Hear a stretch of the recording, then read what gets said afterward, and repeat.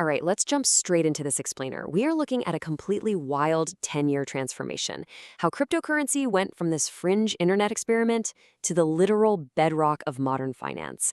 Reading through the 2026 Digital Asset Report, it's just incredible to see how the global plumbing of money has been completely rewritten. Let's explore exactly how this happened together. We're going to map this all out by hitting 5 key areas today: the paradigm shift, under the hood, the crypto ecosystem, Wall Street arrives, and finally, old money versus new money. Let's get into it.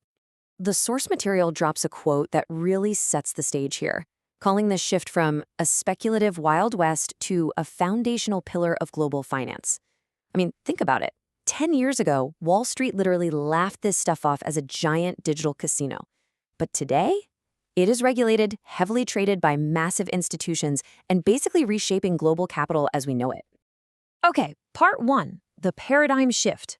Let's look at the mainstream reality. Roughly 30% of American adults now hold digital assets. Just let that number sink in for a second. We're way past the era of early adopters and basement tech nerds. Nearly a third of the adult population has exposure to this space. That proves, without a doubt, we're looking at an undeniable mainstream financial reality.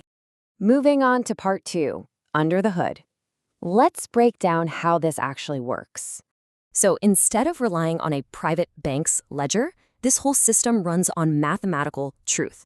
Here's the deal. A massive global network of computers literally races to verify your transaction, groups it into a block, and permanently chains it to a public record. There is no middleman here. No bank holding a secret spreadsheet. To hack this thing, you'd have to alter the record on millions of computers all over the world at the exact same millisecond. So you aren't trusting an institution, you are trusting the math. And that brings us to a really fascinating contrast in a market that literally never sleeps. On one side, you've got the HODL investors, folks storing assets offline for 5 to 10 years, treating prime assets like digital real estate. And right alongside them, momentum traders leveraging 15% daily swings. You know, the New York Stock Exchange neatly opens at 9:30 a.m. and closes at 4 p.m. But crypto? It is 24/7, 365 days a year, long-term believers and high-velocity traders operating in the exact same ecosystem. Which leads us to part 3, the crypto ecosystem, where we'll look at the distinct asset classes.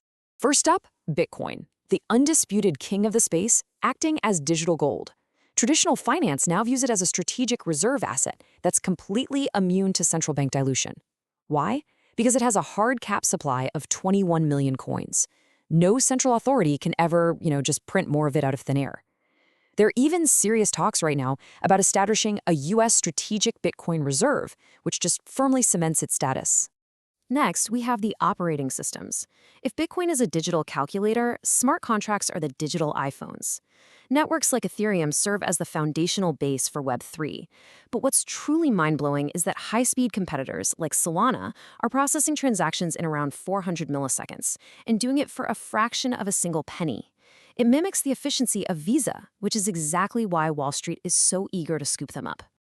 Then there's the fiat bridge, stablecoins. Traditional heavyweights like Western Union are actually using stablecoins on platforms like Solana to push instant global payments that are backed by actual U.S. treasuries. They process trillions with a T in annual volume because they solve crypto's biggest headache, which is volatility. You get the lightning-fast speed of the blockchain, but completely dodge the risk of a random 10% overnight price drop. Moving on to decentralized finance, or DeFi. Think of these tokens as decentralized banks. Smart contracts just flawlessly execute code, letting you earn yield or even bypass credit checks to get a loan in seconds. If you hold tokens for platforms like Aave or Uniswap, you essentially hold voting power over how the entire protocol operates. You deposit your crypto, and the code handles the rest. No loan officers, no bank managers, none of that. Then we've got real-world assets, or RWAs, and DePIN. With RWAs, you don't have to buy an entire office building anymore. You can just buy a fractionalized token of it with instant settlement. And on the DePIN side, everyday people are actually getting paid in digital assets just for providing real-world utility, like sharing their neighborhood 5G bandwidth. It's literally connecting the blockchain right to your own street. And then, well, there's the casino. Meme coins. Look, traditional investors roll their eyes at stuff like Dogecoin, but you really can't ignore them.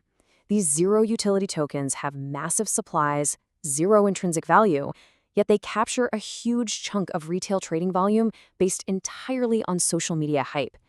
It is the ultimate digital gamble, driven 100% by internet culture. All right, part 4. Wall Street arrives. Welcome to the ETF era. $128 billion. That is an absolutely staggering number, and it represents the assets under management in U.S. spot Bitcoin ETFs by Q1 2026. This totally changed the game.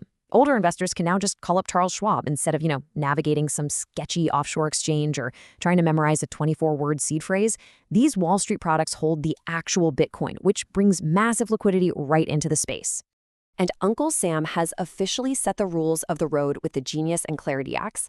The whole narrative has shifted. We aren't talking about mere survival or fighting off SEC lawsuits anymore. We're talking about full-on integration. Thanks to relaxed custody rules, traditional broker-dealers and trust companies can legally hold digital assets for their clients. The regulatory fog has completely lifted, and Wall Street is pretty much flooring the gas pedal. Finally, part 5. Old money versus new money, where TradFi merges with DeFi. Let's do a quick comparison. Say a Texas business owner needs to send 10 grand to Europe. The old SWF network bounces that money through multiple correspondent banks, takes a cut of up to 3% in fees, and takes 3 business days to clear. The new system? Sending digital dollars via Solana directly to the supplier. It costs a fraction of a cent and settles in under a second. The middleman is just completely written out of the code. Or think about your savings. In a traditional savings account, the bank lends out your money and pockets the spread for themselves. But with crypto staking, you aren't relying on a bank. By locking up your coins on networks like Ethereum, you're actually providing the vital security the network needs to process transactions. And in exchange for that, the blockchain protocol pays the native yield directly to you. So how do you actually value all of this? Well, instead of traditional PE ratios and quarterly earnings, crypto investors dive into tokenomics. Value here is all about network effects. Are people actually using the chain? Does the protocol permanently destroy or burn coins to make the asset deflationary? Really grasping these unique supply and demand mechanics is exactly how you calculate value in this new financial era. So here's the bottom line. Cryptocurrency is no longer just some quirky internet novelty. It's a highly complex asset class that successfully bridges the tech nerds in Silicon Valley with the fund managers on Wall Street. From acting as digital gold to serving as the high-speed plumbing for global finance, the blockchain has completely rewritten how the market operates.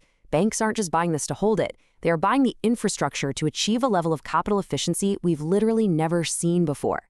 As this infrastructure completely transforms our global economy, the real question is, are you prepared for how value will be moved, stored, and generated tomorrow? Understanding this stuff is no longer about just catching the latest viral internet trend.